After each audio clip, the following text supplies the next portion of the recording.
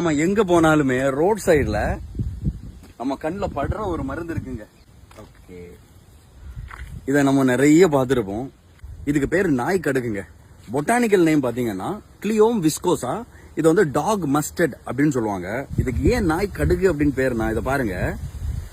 இதை ஓபன் பண்ணி பாத்தீங்கன்னா குட்டியா கடுகு மாதிரி எக்கச்சக்கமா இருக்கு. நம்மளோட கட்டோட ஹெல்த்துக்கு பயங்கர ஹெல்ப்ஃபுல்லா இருக்கு. அதாவது டைஜஷனுக்கு ஹெல்ப்ஃபுல்லா இருக்கும். குடல் குள்ளாடி அல்சர் இருந்ததுன்னா அதுக்கு ஹெல்ப்ஃபுல்லா இருக்கும். ஆன்டி ஹெல்மெந்திக் ஆக்டிவிட்டி இருக்குது.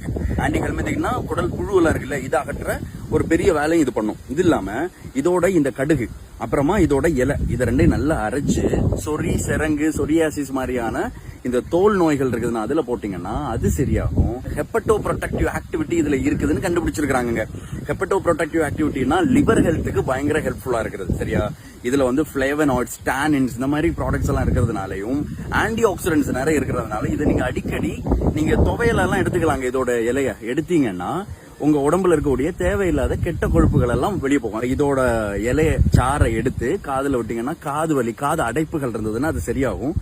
தலைவலி இருந்ததுன்னா சரியாகும். இதோட இலைகளை எடுத்து நீங்க தண்ணியில போட்டு அதை பாயில் பண்ணி குடிச்சீங்கன்னா ஃபீவரோட அந்த டெம்பரேச்சர் கம்மியாகிறது, உடம்பு வலி இதெல்லாம் சரியாகும். நரம்பு தளர்ச்சி முதலான நரம்பு மண்டல பிரச்சனைகள் எல்லாமே இதுல சரியாகுங்க. ட்ரெடிஷனலா ஒரு விஷயத்துக்கு இது யூஸ் பண்றாங்க. கண் திருஷ்டிக்கு யூஸ் பண்ணுவாங்க. நார்மல் கண் திருஷ்டிக்கு கடு சுத்தி போடணும்னு சொல்லுவாங்க தெரியுமா. அதுக்கு பதிலா அமாவாசை நாட்கள்ல இதோட கடுகை சுத்தி போடுவாங்க குழந்தைங்களுக்கு கண் திருஷ்டி போடுறதுக்கு. சோ அந்த கண் திருஷ்டி எல்லாமே போயிரும். இந்த விஷயம் எல்லாம் யாருக்கும் தெரியுமா? தெரிஞ்சிருந்தா கமெண்ட் பண்ணுங்க. சோ செடியை நல்லா பாத்துக்கோங்க, இதோட காய்களையும் நல்லா பாத்துக்கோங்க.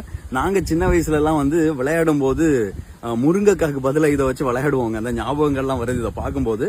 வீடியோ பிடிச்சிருந்தா லைக் பண்ணுங்க, நிறைய ஷேர் பண்ணுங்க, ஃபாலோ பண்ணி என்ன சப்போர்ட் பண்ணுங்க. தேங்க்யூ.